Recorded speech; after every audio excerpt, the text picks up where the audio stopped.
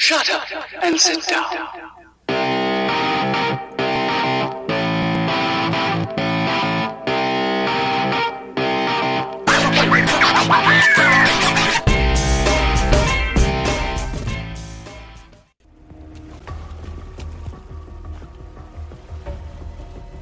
So,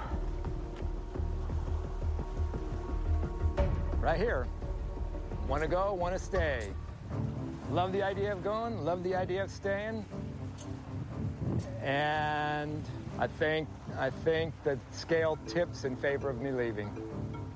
But I'm leaving feeling very triumphant, very successful. And I'm incredibly excited and happy about that. Welcome to Sarge Approved. I am Sarge, and I'm here with Frenzy. Hey, Frenzy. Hola. We have a guest tonight, and his name is Mike Lowe. He was a contestant on Season 2 of the History Channel show Alone. Yes. Hi, Mike. Hey, Frenzy. Good to hear your voice. You too.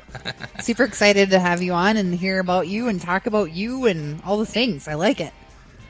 Wow, that's Barbara's favorite subject. And hi, Barbara. We got to say hi to Barbara, too. Oh, I know. She just stepped out of the room, though. Yeah, Okay. I think Barbara's gotten to be just as famous as you. Yeah, I think so.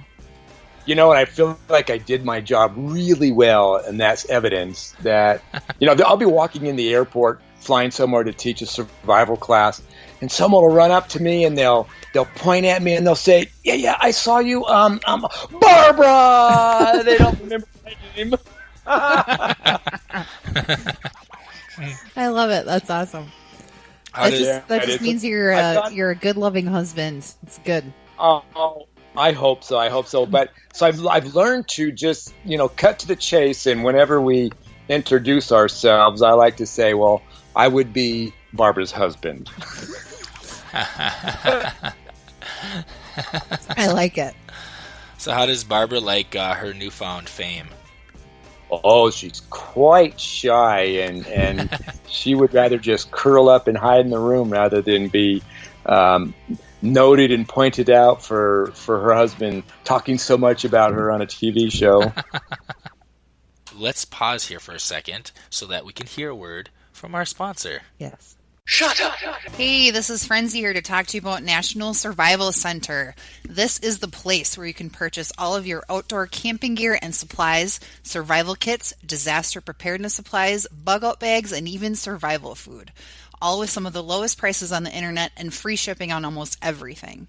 You can depend on National Survival Center to provide you with the highest quality gear paired with superior customer service. And when you purchase your gear from National Survival Center, you're not only getting a great product, but you're receiving products that have all been hand tested to ensure that they'll be reliable, durable, and that they'll function properly. So whether you need some gear for a family camping adventure, or maybe you want to stock up for the zombie apocalypse, National Survival Center can provide you with the quality products you're looking for. You can find them at www.nationalsurvivalcenter.com or www.survivedon'tsuffer.com. Either way, don't suffer, make sure you survive. Welcome back. All right, we're here with Mike Lowe. How's it going, Mike? How long has it been since you guys filmed Alone? Is it about a year now? Yeah, in fact, it's been a little over a year. We went out the third week of September to start filming. That was our drop-off date when we were inserted in our sites, and then we survived through the fall and part of winter. How were you inserted? Were you inserted via helicopter or boat, or what was your I don't think they showed insertion? that. I don't think they show that. They do, actually. Oh. For some of us, not for all of us, but there Yeah. was three different modes. You mentioned two of them, and the third one was seaplane. Okay. Yeah, And I I don't was- remember if they showed you being dropped off. They showed me being flown in by helicopter, Okay. and then while I was in the helicopter, I looked down because I could see where they were going to land, and I say, "Whoa, do you see it? There's bears down there. There's bears down there." And sure enough, crazy thing is, that's exactly where they dropped me off, right where those bears had been. The bears literally had just run into the woods. The helicopter landed, they shoved me and my junk out and then flew off. And as they were leaving, we were supposed to, film them leaving and share our initial feelings and impressions and all of that. But I was so distracted by the fact that there were 3 gigantic bears in the woods, and I can still hear them crashing around in there. They're like waving at you. Hi, Mike. This is your new home. Welcome. They were licking their lips. Oh, that would freak me out. I was significantly impressed. I bet. That seems to be the predominant fear that all the contestants had was the bears. Yeah. And bears were big because they are big, but also the wolf and the mountain lion. See, I don't remember seeing anything about. I feel like everyone that dipped out or bowed out early was because they heard the bears or they thought bears were kind of rustling around their tent or whatever in season 1 and season 2. Yeah. But I was waiting for a mountain lion to be shown. Did you see any of those mountain lions anywhere? Well, that's the definition of a mountain lion, is they are stealth. You don't know they're there until they're chewing on the back of your neck. Yeah, exactly. I suppose. Yeah. But it has Northern Vancouver Island, where the show is filmed, has a high one of the highest concentrations of mountain lions. Is that right? Yes, and that's the truth about the area. Now you can hear them screaming off in the distance, but I don't think any of us got any video of them. Okay. I don't even think anybody videoed the footprints or paw prints in the ground either. Okay. Interesting. So they're just they're like ninja cats. Yeah, that'd be my biggest fear out there. Me too. Mountain lions. One of the guys actually has a fear of the canine, and so the wolves, you can hear them in season 1 howling on the mountain ridges around, and one guy had to go home because he has a serious fear of dogs. I was actually shooting a pilot show down in Florida the other day. I'm getting ready to launch a new TV show, and this was Chris Weatherman, and he says, wherever I go, the nicest dog in the world wants to kill me as soon as he sees me. For whatever reason. Dogs just don't like him. No, he hears it over and over again. Just the most passive, gentle, sweetest dog in the world is all of a sudden chewing on his leg, and the parents are like, the adults are like, whoa, we've never seen our dog do that. And Chris is like, well, you've never been around me yet, that's why. And so when he was out there, he could hear 3 wolves howling on a ridge, and that was enough for him to say, you know what? I know exactly what happens when I'm around dogs, and these guys don't mean just to bite, they mean to consume. Right. So it's gonna take them down. They're gonna take them down. There was animal fears. And so when I was dropped off by the helicopter and they were flying away, and then I turned around and I heard the bears. Now, on Vancouver Island, on the north end, the black bear, it's the same black bear that you find anywhere else in the country, where normally a huge black bear, like in the Appalachian Mountains or in Yosemite, is like 400 or 500 pounds. That is big. Up there, the big bears are 900 to 1,000 pounds. Wow. They're 10, 12 feet tall. And so there's a mother bear and 2 baby bears. And so you call it a baby bear. It's 500 pounds, and that's the baby. Wow. Are you serious? Is that because of the salmon run? Or why? There's weird things in the water that they eat? They're bears. They get big. Well, no, he's saying that they're bigger on Vancouver Island, Northern Vancouver Island, than they are anywhere else. Are they? Anywhere else in the world. Oh, yeah. They're 2 and 3 times bigger than the average black bear anywhere else. Wow. Same species. It's not a different species. And the reason is, and you hit on it, Frenzy, is that they don't winter there. They don't hibernate. And so they're just awake eating continually all the time. And so they're just all the time growing and just getting bigger and bigger. They're just gluttons. They just like the salmon and the food. They do. And so And black bears, unlike a grizzly bear, is very territorial. And so they're like, this is our area. We can trace this back to great-great-great-grandpa Yogi, and this is our spot. You don't belong here. You need to die. You do not deserve to live here. And this is how they feel. And they're not just going to run off and give up their hunting grounds. These are sacred, ancient hunting grounds. And then here comes this two-legged, freaky-looking thing with this thing attached to it, what we call a camera. And they're weirded out, but they're not afraid because they're way bigger. Right. Oh yeah, they just see this soft, squishy pink thing coming towards them. Yeah. And they're like, "Oh, I could eat that." Totally. I can eat that. I can like. So what I did, it's just a snack. And this, yeah, exactly. This thing is what you poke out of your teeth with a toothpick, right? So this is what I did. I knew the bears were in there. They were crashing around, snorting and growling and whatnot they were doing in there. So this just came to me in the moment, and it's a lot of that happens when you're out there. Just something comes to you and you just go with it. You don't, like, normally you would fight it and say, well, that's not normal. Nobody would do that. I'm not going to do that. Someone's going to see me. Well, when you're out there, nobody sees you. You just go with the weird ideas that come to mind. And just hope that the editors don't include it on TV if it's really bizarre. So what I did is I hollered out to the bears, I will not film you. And I'm hollering really loud. I will not film you if you will not eat me. So I never filmed them. What if when you yelled that, you heard the bears like, okay. Then I would have thought, I am hearing a bear speak in tongues. Deal. Hey, Mike.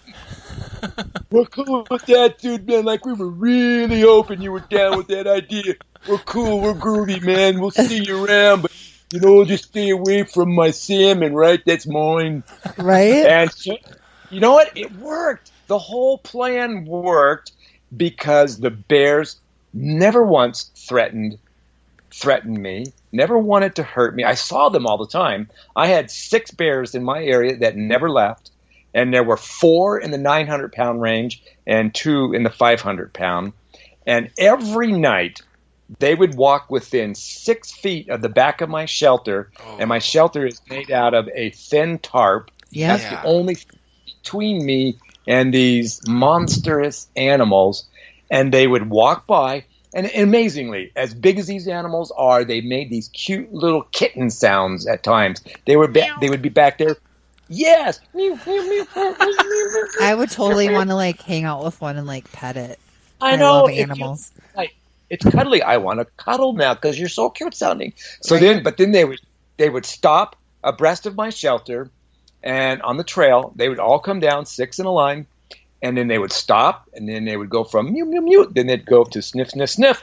And then that guy would move on. The next one would come, stop in that same spot, mew, mew, mew, sniff, sniff, sniff, and then go on down to the beach. Then they would hang out at the beach for 5 hours. 4 to 5 hours later, they'd come back and do the same thing. Mew, mew, mew, sniff, sniff, sniff. All 6 of them would go by. And not once did they ever threaten to attack me. And I don't know if it's because I chose not to film them or if it was because Jesus was just like, this is not how you're going to go down, not this time. And so I was all right out there. So I don't know. But I just know that I was never afraid of them, never felt like I needed to call for help. And I was just very blessed in that regard. It was a major part of the show, but it never made the cut. So you didn't see it on TV. Right. They were probably, since you guys had your little treaty going, when they stopped and did their little mew, mew, mew sounds, they were probably just saying hey, what's up, Mike? We cool? We cool? We still cool? We're good? And then they went on their way. Yeah. But I did not eat all the fish in the cove. There's still some for you. Right. So I want to ask you this. Obviously, do you draw where you're going to be dropped off as far as location is concerned, or is it just random? You're going to get in a helicopter and this is where we're bringing you. I remember they drew numbers. Right. Yeah, And I'm just right. trying to It was explain it for everybody else that's listening that doesn't know, that hasn't seen the show. That's true. That's a good point. You're right. So because there's so much money involved, there cannot be any hint of preferential treatment. Right. And so it was all based on a lottery. So they just took 1 through 10, and those numbers were associated with a site. And then they threw them in a hat. They passed it around. We drew out a number. Boy, I just cannot remember what number I drew now. But when you draw the number, it's just a number to you. You don't know, like, this. I'm in a cove. I got sunlight majority of the day. I have access to fresh water. Like, you don't know any of that, right? It's just, to you, it's just a number. It's just a number, but it meant something to the production because they knew now where I was going to go. Right. Because, people watching the show assume that Nicole was given a awesome spot because she's a woman and maybe she's not as strong and she needed that. No, that's just a bunch of lies. That's a bunch of bull. It is. We all ended up where we did based on lottery. The production didn't have any say-so whatsoever. Now, the truth is, Nicole did end up in an awesome spot, and I'm glad she went there because of all the people, she was able to make the best use of it with her knowledge of plants and whatnot. Right. Well, plus I've seen a couple episodes from season 1 where there was people that even heard a bear and they were like, I'm out, I have to go. And she saw a mother bear and 2 bears and she's just like, hi bear. Like, I'm just going to go check my gill net. Like, totally fine and not freaking out. Just, it was just kind of not a big deal to her. But that's good for her. That's her experience, and that's, Yeah, heck yeah. And she talked to everything, even to the fish. Hello to the fish. Right. You look so cute. Now I'm just going to club you. I'm going to bash you in the head with a rock. I'm just going to smack your brains into the back of your body, and we're okay with that. Right. Yeah. except for the one that she let go. Yeah. And did you see the juxtaposition, the contrast? So, like, there would be one of the contestants would be fighting for food and just never quite getting it. And then they'd show Nicole, and then letting go this big old fish. Okay, you can go now. They were brilliant when they edited that show and created it the way they did. How is that editing process go? Well, it depends on who you're talking to. Now, so the way they do it is we give them 4 or 5 terabyte a day of video, because the thing was they preferred us to have 3 cameras going at the same time so that one camera doesn't see the other, and then preferably 4. And so you've got 3 to 4 cameras going all day long. You go through several cards and several batteries per camera. So that's your days.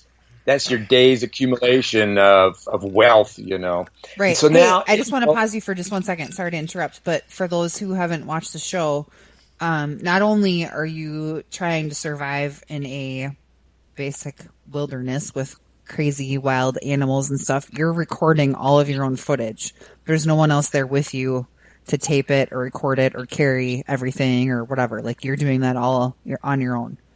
You're totally alone, which also detracts from the fact that I also need to get my own food, my own firewater, my own water, and my own firewood. I literally have to still get all that stuff just to live. Mm-hmm. Then you got to film all of it, and you're moving all these cameras all the time. It was, it was a major inconvenience in one sense, as because to go and get a cup of water. Normally, you just go over there and stick your cup under there and take a drink, right? You'd stick it under your... Yeah, I had a spring, and I put a pipe in it that I found in the ocean, and then I can go over there and just drink it. I didn't have to boil it. And so I would just get a cup of water. But no, you had to go over there, and you had to put a camera here, and a camera here, and a camera there, then get your cup of water, take a drink, and then take the cameras and move them somewhere else. So something that would take you 15 seconds to do has now taken you 15 to 30 minutes to do. Right. And plus you had the best hand washing system I've seen with your little setup there. That was pretty cool. Yeah, that came about out of necessity. Kind of was garbage that had washed up on the beach, right? Yes, it's what I ended up calling the shore store. I was at the mouth of Quatsino Sound, which opened to the Pacific Ocean, and a lot of the stuff that came into the sound came from Japan during that huge earthquake and nuclear meltdown that they had from Fukushima. That was in 2011. I was out there in 2015, and a lot of the stuff had Japanese writing on it. At night, you could find a lot of the stuff because it'd be glowing, right? It was glowing? No, I'm teasing. Come on. I was Oh like, my that's gosh. awesome. You should have taken a picture. That'd be terrifying. And it was radioactive. Stop! I'm dying out here. So I'd be walking along the beach, and it was very, very fun, because every night, every high tide, low tide exchange, there would be something new in the realm of rubbish on the shoreline. And so one man's junk is another man's, treasure, right? It's Especially like out. garage sale, like twice a Especially day. in that situation.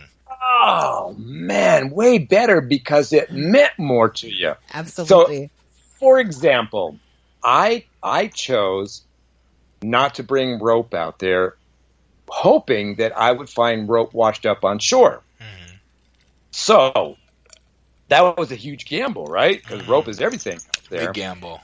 Well, it turns out that several of the folks did not find rope in their area.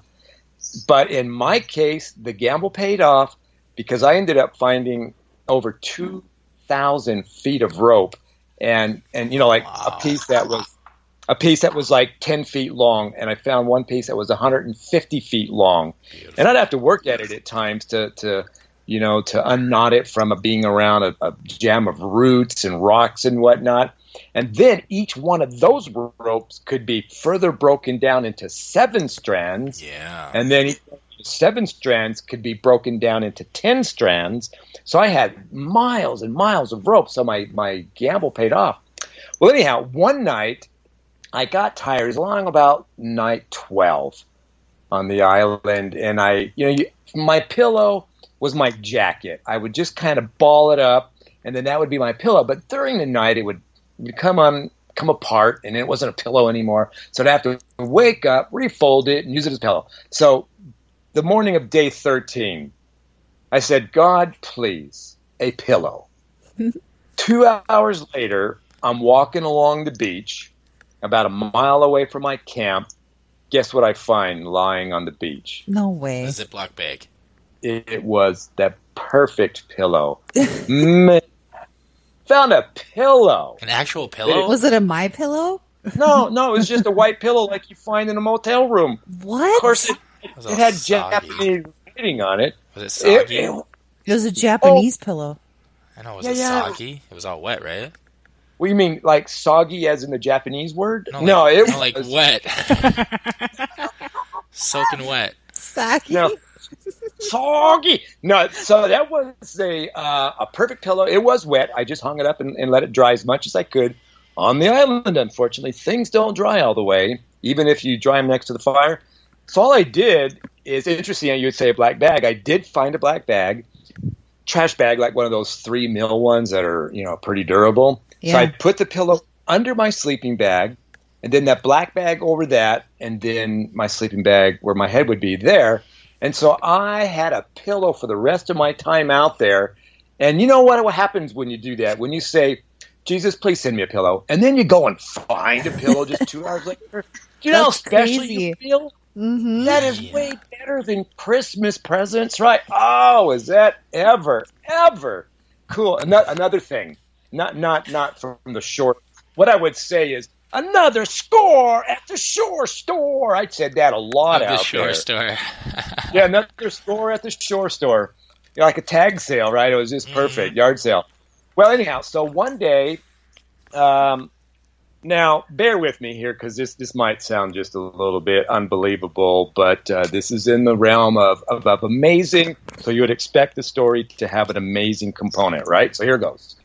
I was sitting there on my toilet seat, which was a perfect spot to just sit and stare out the ocean. Your toilet And seat.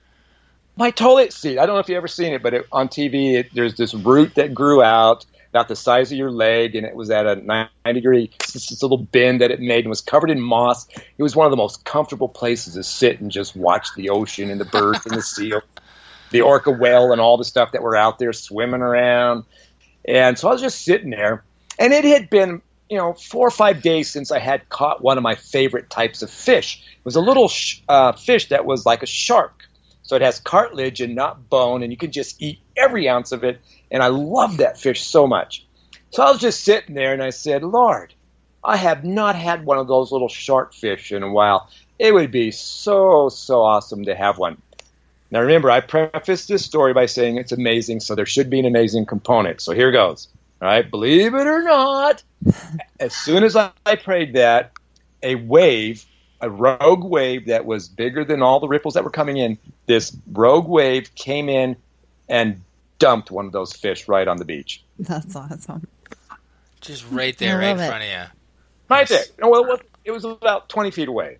Wow. It is actually called a sharkfish? No, I think it's called the ratfish. I didn't like that. Oh, name yeah, it's so a much. ratfish. We saw that. We saw one of those. So let's talk about the other things that the 10 items that you chose to bring. 3 of them are like weapons / tools. So a knife, an axe, and a saw, right? Yeah, those were all for firewood. Yep. Ferro rod, the pot. Yeah. With a lid. Yep. The fishing line with hooks. So 300 yards of fishing line with 25 hooks. And then your 0-degree rated sleeping bag, gill net, and then emergency rations times 2. So what was involved in the emergency ration situation? I had 5 pounds of trail mix that I built myself. So I went and bought the individual nuts and dried fruit and the M&Ms. Because, when you buy trail mix, sometimes it's just like way too many peanuts. Yeah, you pick out the things that you don't want. And you're like, peanuts. I'm good with Peanuts that. are like the best part. I know, but not for me. For me, the best part is the almonds and the Brazil nuts. How many? There's like 2 Brazil nuts in a 5-pound container, right? Like, how long is that? I mean, Brazil is a good partner. Well, anyhow, so I definitely got my own. And then, so it was 5 pounds of that. And then I did 5 pounds of pemmican, which is like a meat bar with fat and berries and whatnot in it. And very high in calories. The type of food you want. Mm-hmm. And that's the thing. Let me say, with hindsight, if I had it to do all over again, I would not bring out the axe and bring out a third food item. What would that be? It would be something high in fat. Peanut butter? Pizza. Peanut butter. Cheeseburger. Ice cream. I was thinking something more along the lines of more pemmican. Okay. Yeah. Something that lasts and doesn't spoil and you don't have to worry about it. Right. And I built a very, very, very nice food cache. So I put all the food in the dry bag, then tied it on the end of a 25-foot pole, and then I tied that pole to the side of a tree so that when I brought the bottom end down to the ground, the other end went way up, about 25 feet up, and that's where my food hung, way, way, way up there like that. Okay.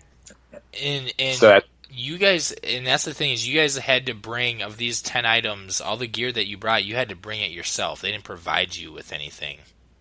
None of those 10, right. Now, they did provide other gear like the tarps and a headlamp and the medical kit, the tarp, and there was, and a life jacket in case you built a boat and went on the water.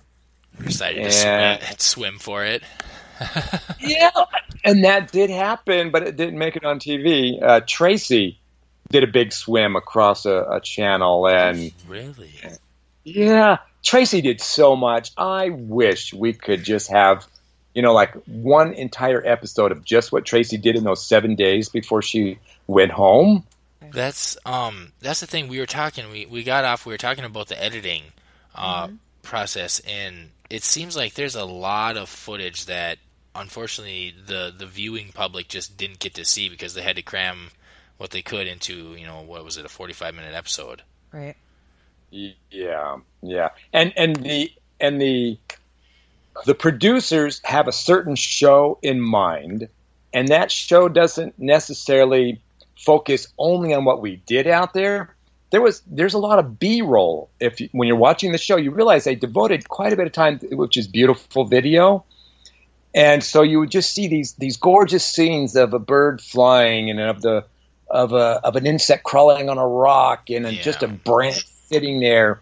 And so the editor, the lead editor, is just an amazing guy, and he does a fantastic job artistically with the video that we give him. And so they're telling a specific story for each of us, and they're not telling the same story where 10 people go out and build a shelter, find food, find fire water. Keep saying fire water. I never had any of that while I was out there. Fire water. I need some of that. They found firewood. They built a fire. They built a shelter. They caught fish. They ate fish. They went for a walk. They did all these things, and so they were very good at telling a story that was absolutely unique to each one of us.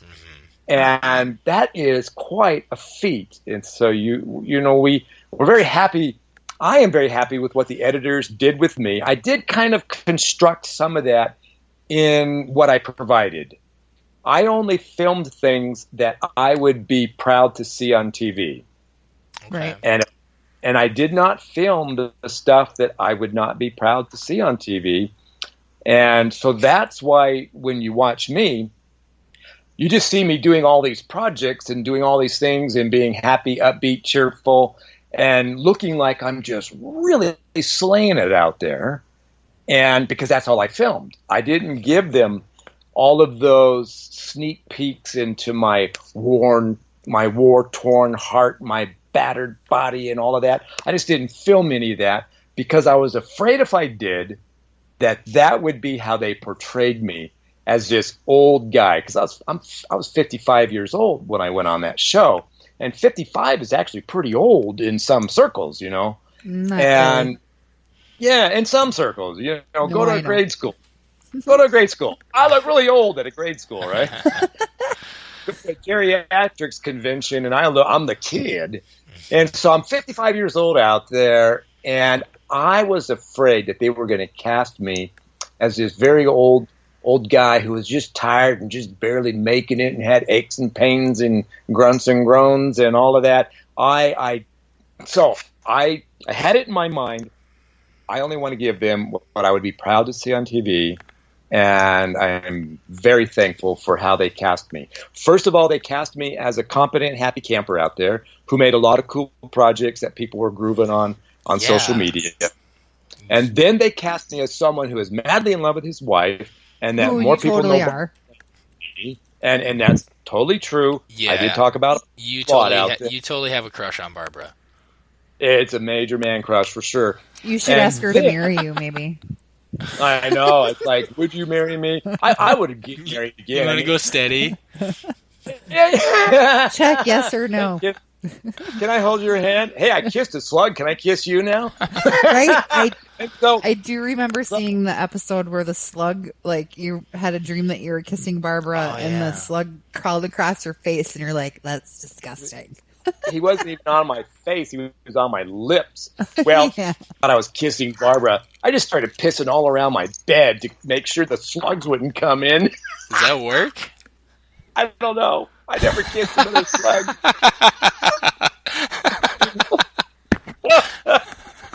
I hope it worked. Oh, my goodness. Apparently. Yeah, and it never stunk because, you're out there and, people's urine stinks because of what they eat. Well, out there we were eating pretty basic, so my urine never really stunk. Yeah, so peeing all around wasn't like I was living in a toilet or anything, but I just knew I had some high-tech security system working for me out there. Yeah, well, you had plenty of water, too. You had that spring next to you, didn't you? Oh, yeah, it was a very nice spring. I loved that sucker. And, it was a bit of a gamble, though. I like on day 5, I said, you know what? If I'm going to have to slave boiling water out here, I would rather go home. This is just not at all a fun world. And because it was taking me 4 hours a day just to make enough water to drink that one day. So I says, okay, nonsense, enough. So then I says, all right, I'm going to find the best water source out here, and I'm not going to boil it. So happens that it was just very close to my shelter. And so I says, okay, here we go. I am just going to drink this water. If I get sick, I'll try and treat it with charcoal from my fire. If that doesn't work and I end up getting pulled for a medical, fine. I am not going to spend another 4 hours boiling water just to drink the stuff. So there was all the things that I was proud of, that they showed me as a competent camper. They showed me as someone who loves his wife. And then they also portrayed me as a Christian, in that I would say, thank you, Jesus, for lots of things. So I'm really happy with how I was shown. I was just watching some of the episodes recently, and I'm seeing, every time I watch it, I've only watched it like twice, so that I watched it one episode for a third time over an entire year now. And for some reason, I don't watch it that much, but I see things that I hadn't seen before, and it just makes me more appreciative of the time and artistic talent that the editors invested in portraying us on television the way they did. Well, the way that they did portray you, from the viewer's point of view, it was exactly kind of how you explained it. You seemed like you were more than capable of being out there as long as it took. You had what seemed to be like one of the most elaborate campsite setups, with your little water hand washing station. You had like just this whole setup. Everything looked like you were just constantly working on setting up your site and making it as comfortable as possible. But you also didn't seem like you were frazzled one bit. It showed you with a smile on your face all the time, and you didn't seem worried at all. And except that you ached for Barbara. Right. and they work that angle in there, and I'm okay with how they portrayed that. And so, like I said, I didn't film everything. I just wanted to film what I would be proud to see on TV.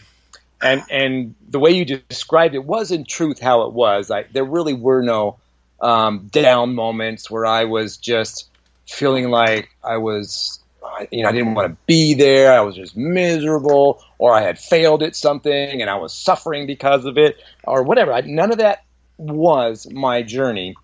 But early on, I was homesick for Barbara, and I confessed to the viewing audience that I felt like I was having a heart attack. Felt like when I was in the orphanage and I didn't see the Christmas. Was that muted? Sorry. Gesundheit. I tell you, Frenzy, it is starting to be a burden to have you on this show, woman. No, I'm kidding. And so, harsh. So I said that one thing about Barbara, and then they cued in on that. It was almost like, that's Mike's kryptonite. That's where we're going to show his weakness. So in the end, they made it sound like I left because I just missed Barbara so much that I couldn't do it anymore. That's exactly what it looked like. And it is not even at all what happened. What happened was I picked day 21 before I left. At first I was saying 365 days, but then they shared with us the rules about which animals we could eat and which ones we couldn't.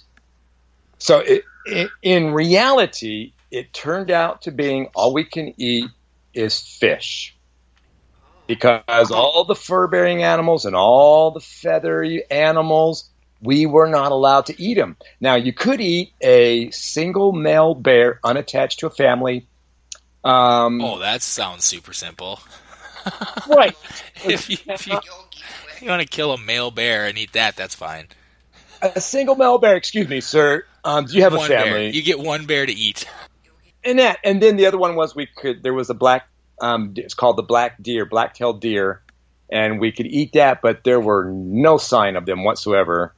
And so it turned out, in reality, all we could eat was fish. When they told us that 2 days before they dropped us off, I didn't want to do the show. I said, please send the alternate in my place. And they said, well, we don't want to do that. We worked really hard to get you here. You're the one we want for this show, because I was very unique. I was old, and I was a military vet. I was a survival instructor in the Air Force. I owned my own survival school.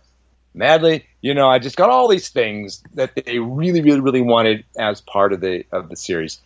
And so I says, all right, well, I'm only going to do 21 days. And they said, that's fine. Well, on day 20, they showed up, begged me to stay longer. And I says, I'm sorry, I just don't want to stay any longer. I'm going home on day 21. Wow. So that's why I went home on day 21, because that's the day I picked before I went out. But why did you pick that? Had you already decided? Why did you want them to switch you out with somebody else? I didn't want to go. No, I actually do like fish, but fish is not food. You could starve to death eating fish. Right. And so, because there's no fat, there's no calories, it's just protein. It's just like you can't sustain yourself on fish and seaweed. Mm-hmm. And so I says, well, I don't want to go out there with my hands tied. I want to be able to eat squirrels. I want to be able to eat geese and ducks and birds, and I want to be able to eat whatever I want out there, because that's what it's going to take to be healthy. I didn't want to go out there and starve and jeopardize my health and malnutrition and all that business, because I'm already an old guy. I don't have years to recoup from that. And so that's not the game I signed up for, I didn't want to go out there and see who could be the last guy to starve to death. And so the reason why I picked day 21 is because, there's the adage that you can go for 3 minutes without air, 3 days without water, and 3 weeks without food. Depending on how hard you're working, those numbers are pretty generalized. So I picked day 21 thinking that I had a whole bunch of projects in mind that I wanted to demonstrate and showcase for television. I went out there to film a survival show and to make surviving out in the wilderness look really cool and something that a lot of people would want to do, because I have this theory, and a lot of us do, that the more people spend time outdoors, the better society is going to be. You're going to have nicer people who are kinder, gentler, more compassionate because of the time they spend in the wilderness. Without a doubt. And so if I could make it look really groovy, then there would be more people willing to do it, and that's a good show. That's a good outcome for a good show. And so that's why I did, so I got a nickname on social media because of all the projects that I worked on out on the island. And one was the professor from Gilligan's Island. And so I really liked that. Just sit right back. It was a shipwreck, and I was on an island. It was really cool. And so then the other one was Robinson Crusoe. And so it was kind of fun because I really did. I focused on projects because I was getting food with no problem. Plus I had my emergency rations. So I wasn't having food problems. And I wasn't having drinking water problems. So I had a whole lot of time on my hands. And that might sound nice, but in reality, having a whole lot of time on your hands out there can be a major enemy. A lot of time makes you think about things and kind of... Well, yeah, because boredom, with having a lot of extra time, because I wasn't spending all day long getting firewood, boiling water, and finding food. And so I had I actually did. I actually had a pretty serious exercise regimen. They just didn't show it because that was Justin's character. Like Justin did the big walk up to the top of the mountain. I did multiple big walks all around because I had all the time to do it, and plus I wasn't starving. So with all of that extra time that I had, it could be a form of an enemy. Because now it feeds into the boredom, it feeds into the loneliness, and it feeds into the, whoa, what am I going to do with myself? So then I ended up doing all these really fun projects, way more than I intended to do. And I thought, hey, I think I can get all this done in 21 days. And so that's where I ended up making the hand washing station. That came about because when the tide was really low, it was difficult to walk over all of those slippery rocks covered in sharp barnacles. I fell a couple times and I was like, this is ridiculous. I'm going to get shredded if I keep doing this. So I thought, okay, I need a way to wash my hands. So then I would just hold one container and pour the water into my other hand and then try to wash it. And it was always really, really inconvenient. So I thought, hey, wait a minute. What if I tie this up like this and make a little foot pedal that I could have both hands free, have running water, and then I also had liquid soap. And I made my liquid soap out of seawater and the white ash from the campfire. And boy, did my hands ever clean well. Did they ever feel nice afterwards? It was just like using lotion. And so I was washing my face, washing my hands. And the boat captain, when I went home on day 21, the boat captain looked at my hands and he said, "You weren't out there for 21 days." And I said, "Why?" He says, "Look at your hands. Your hands are cleaner than mine." And I says, "Yeah, but at a washing station, I had liquid soap, and I am a clean freak." Yeah, you're like the bushcraft MacGyver. That was the other nickname, by the way, was MacGyver. and so so then I built I found that little buoy. It was just a little ball with a little eyelet on it. And so I made a bowling alley. And so I had a 4-pin alley, and then I tied some seaweed kelp, which is like a long rope. I tied it to that little eyelet on the ball. So, because I got tired of rolling the ball and walking down there and picking it up and bringing it back and rolling it again. So I tied that rope to it. And if you rolled the ball a certain way, the rope wouldn't prevent it from going where it needed to go. But then, so I'd hit down one pin, and it was kind of like Canadian, 10 pin. And so then I'd hit down one pin, and then I would just pull the ball back to me with that kelp rope that I used. And then I'd roll it down there again. I'd get 3 tries to get all 4 down. Oddly enough, I played that bowling game many, many, many times, and I never got all 4 down, and neither did I get a spare.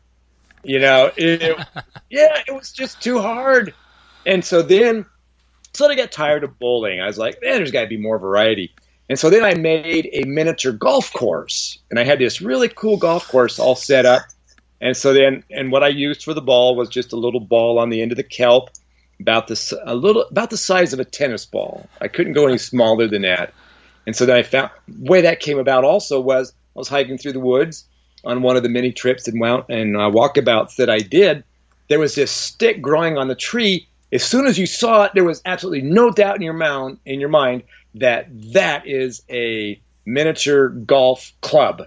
So I cut it down, and I went back to the beach, and I created my course. It was a really fun course. I made all these little obstacles like in the regular miniature course, and I kept score and everything. And they didn't show that on TV. Unfortunately, they did show the bowling alley. And I had a music room, and I had two alpine horns that I made out of kelp, and they made the coolest sounds. I made 2 different notes, so I had the deep bass sound, and then I had more of a tenor sound. So I had 2 of them. So I'd boom, boom, boom, boom through one, and then beep, beep, beep, beep through the other. And I had it was such a cool thing. And I had a drum that I made, and I had a stringed instrument that didn't have good acoustics.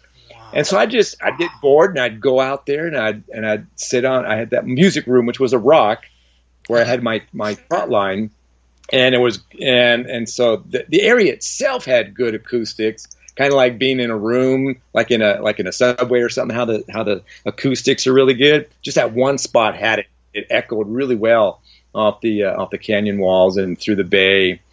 And so I just made all of this music. None of it was going to make it to iTunes or anything, but it was so fun doing it, And they never showed any of it for some reason. I did a bunch of B-rolls. Man, it would be really cool if they released that unseen footage at some point. It'd be cool to see all that footage that nobody got a chance to see. And everybody feels that way. Even if it was just a 30-minute montage of what everybody did, that would be awesome. And you don't have to show it on TV. Just post it on the website. Yeah, or at least give it to the contestants for themselves. Yeah, to have hold on to. So here's the thing. So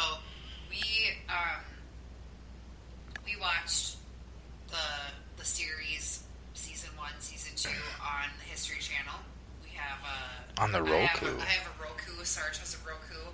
It's been very difficult to watch them though, because there's probably 40 7 commercials in between every 5 minutes of show.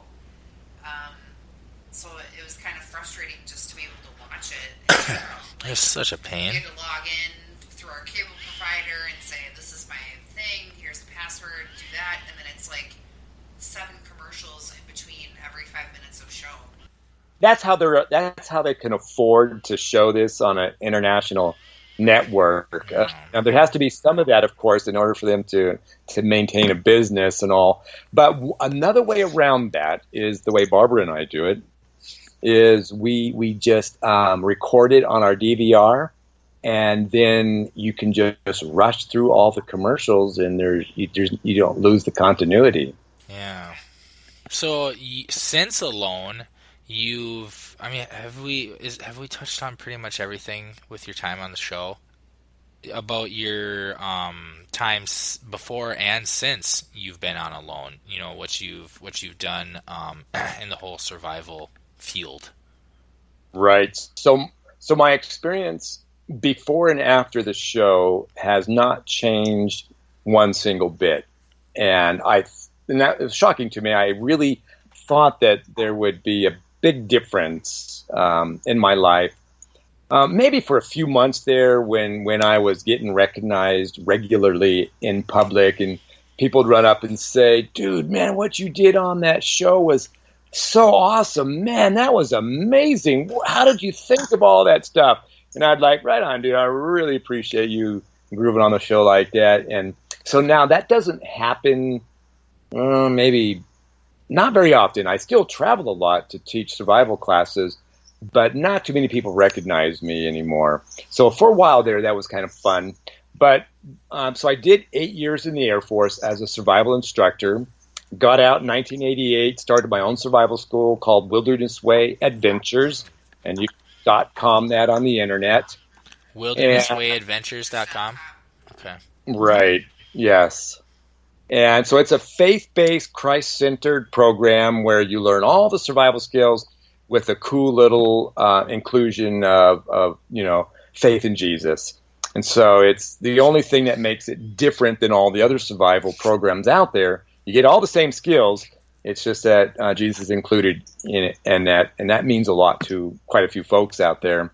So that's unique about my survival school, is that faith aspect of it. And so the majority of the time, someone will call up from upstate New York and say, "Hey, Mike, we got a group out here. Can you fly out here and teach us how to survive where we live?" Absolutely.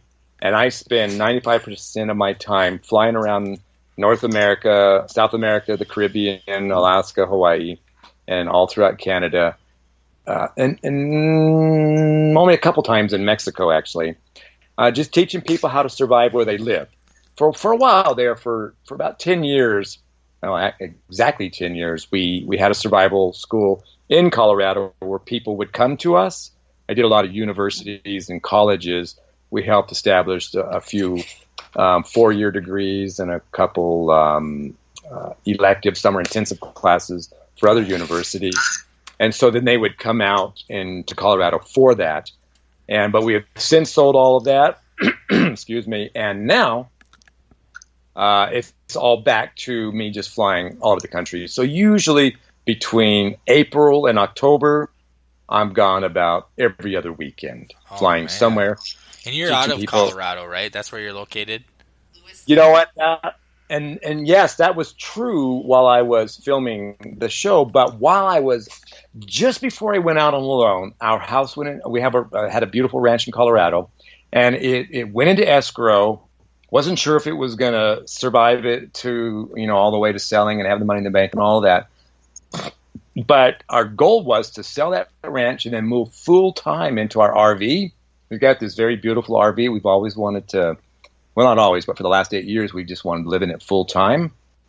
And so then we finally sold that place. And when I came back from filming myself for Alone, Barbara was able to sell the house and move us into the RV. And so now we just live wherever we want to. And essentially, we have a house in every city, in every national park, in every national forest in the country, and we love it. Wow. I know. Don't hate me for that, but it really is a lot of fun. I mean, what? But you know, you live along on this planet, and something like that should come to you. You know, either at the end of your life or just before the end of your life, so you can enjoy it for a while. We call it retirement in this our society, you know, money-based society that we have. And so being able to just go and live anywhere we want to for as long as we want to is a huge blessing. We see a lot of the country. We're going to just spend all of our time west of the Rockies. So we always wintered down by Tucson, Arizona, and that's where we are now. And then last summer we spent up in the Northwest, went all the way up into Banff, Canada. We'll go back there again. So this year we're going to do something similar. And, you know, we kind of follow the weather, where it's too hot to stay here, then we'll move further north or higher in elevation until the temperature's right. You're just living the dream. You're living the dream, brother. Where's your favorite place in the country to go? Like, if you had your top pick. We haven't gotten to that point yet because there's so many of them that fit that category. We have like 50 favorite places, number one. Yeah, I mean, there's so many of them out there. I mean, I love being in Mount Rainier. I love being down by the ocean. I love being out in the desert. I love being in the Alpine Mountains in Colorado and Montana and Idaho. And there's just the Oregon coast is awesome. Mount Hood, all the glaciated peaks from Mount Lassen in Northern California all the way up to the Canadian border. You know, there's just so much out there. But I would say, and you hit on it a moment ago, Frenzy, is when you said Banff. That was probably the highlight. Canmore and Banff, pretty special places. Yeah, Banff is on my bucket list, totally. And you'll see, I lived in California for a year when I was in my 20s and never made it there, and I'm super sad that I didn't. I made it to Sequoia. Got to see that. Yeah, that's pretty spectacular. And then going up on Half Dome and Twally Meadows, I am a Californian. I was born and lived half of my life there. And California is one of the most amazing states. It's got every kind of biome you could hope to experience, on this planet. And unfortunately, there's often huge numbers of people enjoying it at the same time. And that can be a bit of a problem. Absolutely. Yeah. I mean, you can drive 2 hours and be in Palm Springs, be in the desert, be in San Diego, surf in the surf, totally like hanging 10. Hanging 10. There is every kind of experimental human on the planet there. And every nationality is practically represented there.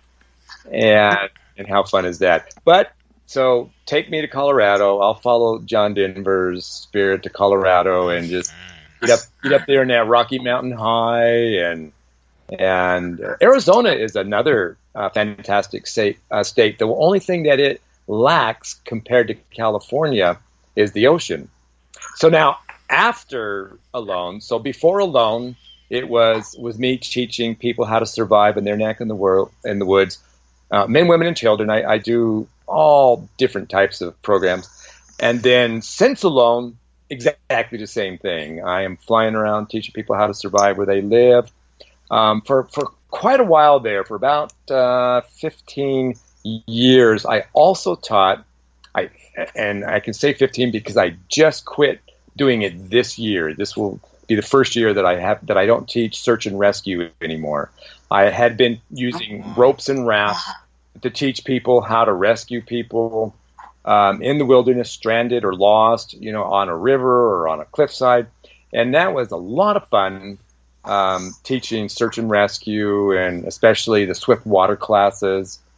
But I'm done with that for now. May do a few more someday down the road. But I ended up selling all of my equipment to teach search and rescue to one of the colleges that I had been teaching a summer intensive for, and now they're going to take over that for their school. I got them all that gear, so they're really set up well, and I'm pretty confident that they're going to do a great job with it. It's a school called Pacific Union College in Northern California, up in the Napa Valley. Nice. Pacific Union College, what up? Shout out. Yeah, there's one of them there. Huh? That's awesome. That's really awesome. Well, we've been going for over an hour and a half, over an hour and a half or so here. Yeah. Let's let people know where they can find you, because you're a man that definitely has some knowledge that you can share with the rest of the world. And people need to know where they can find you and your expertise. Well, I appreciate that, and of course, I'm just one of many out there who are capable of taking a novice and someone with no experience in the wilderness, and then getting them comfortable out there with survival skills, bushcraft skills. The best way to get a hold of me, in particular, if you're interested in a faith-based approach to survival and bushcrafting, is to contact me through wildernesswayadventures.com, and also Mike Lowe, Lowe, on Facebook. And you're not on Twitter. Yeah, I don't know about Twitter or Instagram. I just joined Twitter. I have no idea what I'm doing, I so think it's all fine. Overrated. It's too fast paced for me, and what you post ends up hundreds of posts down the line, far removed from public view. With Facebook, they've got this awesome thread, and you can read everybody's comments, and you don't feel like you're being left in the dark, and just like that format a lot. Yeah. Yep. That's pretty much all you need. You're good. Yeah. So wildernesswayadventures.com and on Facebook, Mike Lowe, Lowe. Yeah. Yep, and there's several Mike Lowes out there of all nationalities, and I found that really cool. That there's black people called Mike Lowe, Asian people called Mike Lowe, Mexican people called Mike Lowe. It is pretty cool. But I am the one Mike Lowe that when you look at it, I have on my banner picture, it is my camp from Alone. Oh yeah. I wonder what they do with all the stuff that was built in your campsites. You set up your camp, all those structures, your shelters. Do they just tear it all down when it's done? Don't talk about it. Don't talk. I don't want to think about that. It's still there. It's fine. There. There's bears. There's bears hanging out, being like, "I remember this dude. I miss Mike. He's super cool. We miss him." Yeah. Yes. That's the truth of it. I named everything in the camp. I had North Tree, South Tree, Storage Tree. I had Last Light Rock. I had Yarrow Point. I had West Point. Oh man, I just named. I guess that's the military in me. I went around naming everything. Yeah. Did I ever have a hoot out there? And it was a huge privilege. I'm one of 30 who did it. It's unique in the genre of reality TV, in that none of it was scripted. All of it was genuinely us filming our journey. We had very little contact with the outside world during that time. And, there was legally they had to do medical checks to make sure that we were healthy enough and sane enough to stay out there. And other than that, there was just no contact. And so there is some license in the editing room, and they would tell a story based on what they felt was uniquely us. So there was a lot of times where they didn't show everything we did, or the timeline was off a little bit, but it made for a better sequence with the story they were telling. And, when you watch the show, there are times when you say, I wish I could have seen more of what Mike did, or more of what Larry did, or more of what Tracy did. Yeah. And like with Tracy, you saw very little of what she did, and they and they spent quite a bit of time on her bear encounter and going home. But you can accomplish.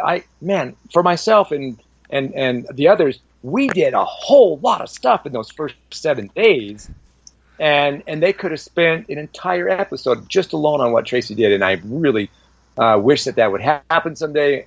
It's unlikely that it will, but if you guys get a hold of Tracy, I already liked her Facebook page, and I'm going to message her tomorrow because I think she's awesome. Right.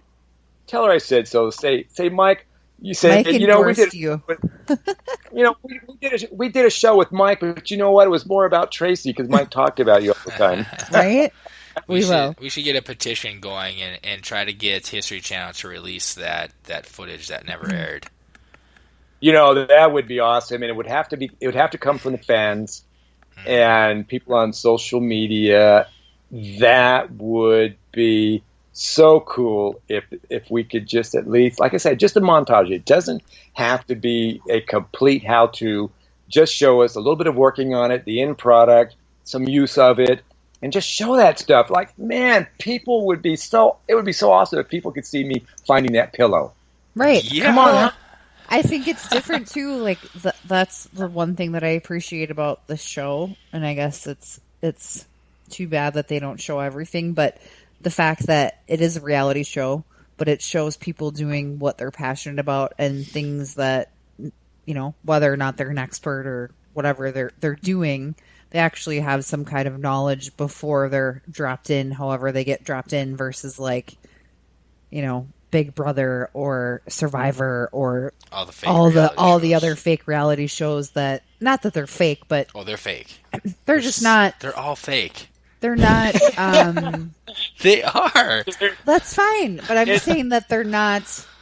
I feel like everyone that's been on Alone actually does something with what they're portraying on the show. It's not just we're going to be on the show and you're going to put me in the woods and I'm going to be scared of a bear or whatever it is. Like it's very unique and different. Yeah, so I feel like they should show everything in regards to what's happening. And because it is so unique. And it's not a how-to show. No. It's not a survival instructable. No. It really is a story about people spending time alone and what they do with that aloneness. And so in one respect, I was not fair to the purpose of the show because what I do with being alone is I teach. And so even though the camera was at times a burden, having to move those cameras constantly, walking up to a camera, walking away from it, running back to get the camera, and just constantly reposition. But in another sense, that camera was my connection to millions of people that were going to watch this show. So in one sense, I never felt alone because of the camera. I was always talking to the viewing audience. And from another point of view, I wasn't alone because I was always talking to Jesus. Right. And of course, I was always talking to Barbara, too. And so, but in reality, I was alone. How do people handle that, being alone on a reality game show where $500,000 is at risk, or is how I look at it, is available? How do you handle that under those specific, very unique and specific conditions? Well, what Mike did was he built a whole bunch of stuff and played a whole bunch of games. He invented a football game. He did all of that stuff, and fished all the time and ate this and ate that and was just this happy, competent camper out there.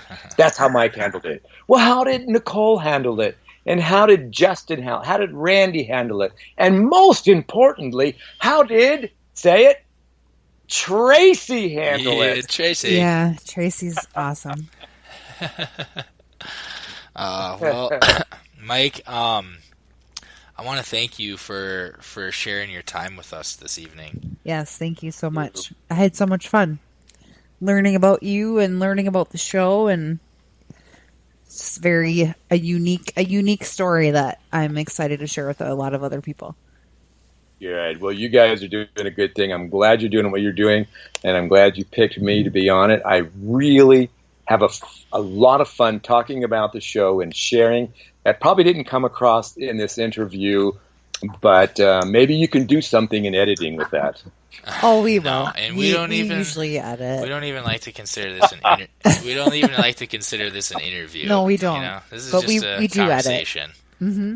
Right. Well, I'm looking forward to listening to it. Almost like I looked forward to seeing myself on television, which that in itself is quite an interesting thing. You know, a lot of us could talk about. So, what was it like watching yourself on television? Yeah, all of us have a very different.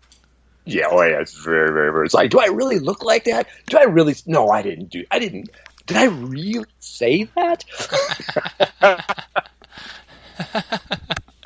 Well, we'll get this all edited up and posted tomorrow, and we'll send you the link so you can have a listen. Right on, and I'll post the link on my Facebook page. Beautiful. All right, Mike. Thank you again. It's been great getting to know you. You're a very interesting man, a very knowledgeable man, and you're unique. Yeah. Thank you, Mike. Make sure to say hi to Barbara for us, and thanks for letting us steal you away. Yeah, where's Barbara? Is Barbara in the room? Is she nearby? Can she say hello real quick? You know the world wants to hear Barbara say hello. We want to say hi to Barbara. Just really quick. Okay. She did move to the other side. We have a 38-foot RV, and so... She's hiding right now. She's hiding behind the curtain. All right. You know how to do it? There you go. All right, so... by the way, Barbara's nickname, it's hard for me to refer to her as Barbara because I always call her Most Lovely. Oh. And so her real name is Barbara. That was the name that she was born with, but my name for her is way better than that. So here she is. Hey, Barbara. Hi, Barbara. Hello, how are you? Good. How are you? Good. You guys are talking a long time. I know, right? You're like, let's go to bed. Can't help it. Mike's so easy to talk to. We at least had to say hi to you and give our greetings. Oh, well, thank you very, very much. Well, a good question to ask at this point is, I did this show called Alone on television. I went out into the wilderness and I was all alone. But you know what? I wasn't the only one alone. Barbara did her version of Alone. Can you speak to that, baby? Oh, yes, yeah. he left me with a very fun alone time because our house was in the middle of being sold. Oh. And so when he left, it was in escrow. He didn't know whether he was coming back to the same place or if I would have sold the house. So while he was gone, I packed up the whole house myself. Oh my goodness. Barbara, you should have videotaped the whole thing like almost a parody of your alone experience and his alone experience. I should have. That would have been a good idea. That would have. Quite a time. So, I'll Barbara, tell you. what was your response when I called you after being out there for 21 days, and then you found out that I left the wilderness on day 21? How did that come across? I said, "What? What are you talking about? It's only been 21 days." What? And then I said, "Are you sick?" No, I'm not sick. Did you get hurt? No, I'm not hurt. Did you come out because you chose to come out? Yes. I didn't believe him. I really didn't till he got home. I could question him about it. I was absolutely just shocked because I fully expected him to be out there for a year. I knew he could. I knew he could do it. Oh yeah, he could do it. The only thing was, I thought, okay, if he didn't have food, if he couldn't find food or he got hurt, then he'd have to come out. So, and I did get a chance to tell Barbara that our hands were tied because we couldn't eat anything we wanted to. She didn't know. It was fish. Yeah. Not until he got home, and he couldn't really say much because I guess they were listening on the phone whenever he called me. So to what he was to me to tell me that he was out. There's a huge amount of secrecy involved in the show until it all comes. Right. Yeah. So it that's was gotta be super weird to have that kind of we're kind of under investigation, but not really. We can't talk about stuff. Yeah. Right. Well, you can read people in on the non-disclosure agreement. You can give as many people as you want an NDA form, and then you can talk to them about it all you want. Right. Yeah. So you could mitigate that awkwardness that way. Okay. Difficulty. It's all Frenzy's fault, by the way. It's totally my fault. It's my Minnesota accent. It doesn't like the technology. Yeah. Minnesota. Minnesota. Hey, I really believe if my favorite place, it would be Lake Wobegon. That is not a real place. We actually have over 11,000 lakes, but Lake Wobegon is not an actual lake. Is not one of them. No. Yeah. Unfortunately. All right. Well, Mike, Barbara, thank you so much for being a part of the Sarge Approved podcast. Yes, thank you. It's been wonderful. It's been a delight. Now, thank you, and what a great time. And you folks were also easy to talk to, and it made this time together very fun. And also, do you have a sticker that I can put on my bumper that says I am Sarge approved now? We are working on getting some stickers. Actually, that's funny that you say that. It's in the process. we once we have them, I will message you and get your address, and we will send you a couple. Well, but I because Barbara and I are just totally one unit here. I think I would feel much better if it said Sarge and Frenzy approved. Oh, I like it. We might have to get a special one for you guys. Uh-huh. Yeah. All right. I like it. You guys are definitely approved. Stamp of approval. It's official.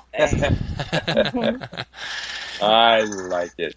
Well, good. So we didn't get a chance to talk about you and your background, and I would definitely be interested in that someday. But for now, we probably need to get off of the Skype call, and we'll stay in touch, though. Definitely, yes, absolutely. Yes, this episode's all about you, and getting to know you. But we're definitely gonna be in contact, and we like to consider you a friend. Right on. Good deal. All right, guys. We'll talk to you later. Sounds good. Bye, Mike. Bye, Barbara. Bye-bye. Good night. Good night. All right, that was our guest, Mike Lowe, from Season 2 of the History Channel show Alone. Awesome guy. Mike and Barbara. And Barbara. We got Barbara in there at the end. Love them both. Yeah, that was really cool to be able to spend some time with them, especially Mike for the majority of it. So yeah, you can check out this episode when we post it. It's going to be on all the spots, iTunes and Spreaker, and SargeApproved.com. SargeApproved.com, that's the big one. We've got coming up tomorrow night. Yeah. We have Mike Caswell, comedian, and then we're going to sit down with him and hear about his journey through the comedy world. 502 Comedy. 502 Comedy represent. All right, so look forward to that. And on Friday, the 24th, we're going to have Josh Denny as our guest. Ginormous Foods. Yep, he's got that show on the Food Network, and he's also a comedian. So he's going to tell us all about the ginormous food that he's been consuming on that show so far. All the things that I want to eat, but I'd be fat if I did. All right, so check that out, and also check out National Survival Center. You can find them on nationalsurvivalcenter.com or SurviveDon'tSuffer.com. Yeah. Either way, Yeah. don't suffer, just survive.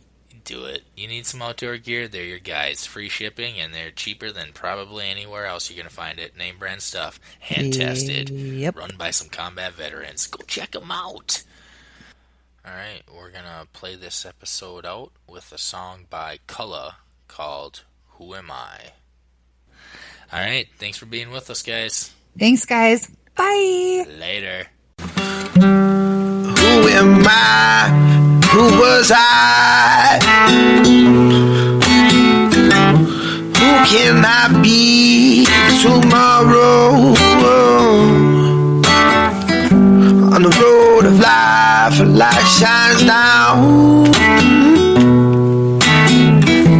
and paves the way for me. A ways to go, some ways ways to go. I can only be the man I'm supposed to be. But most of all, I'm the ghost of love. Ooh. I silly fall right down to get back up again. Who am I? Who was I? Who can I be tomorrow? Oh, yeah. On the road of life, a light shines down and paves the way for me. Ways to go, some days to go, but I can only be the man I'm supposed to be. It's me.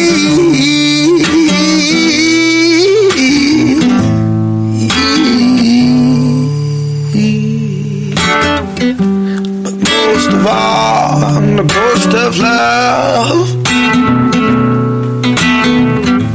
I slowly fall down to get back up again.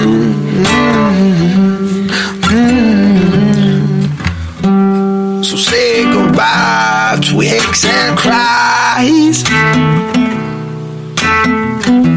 and say hello to loving all your blues away.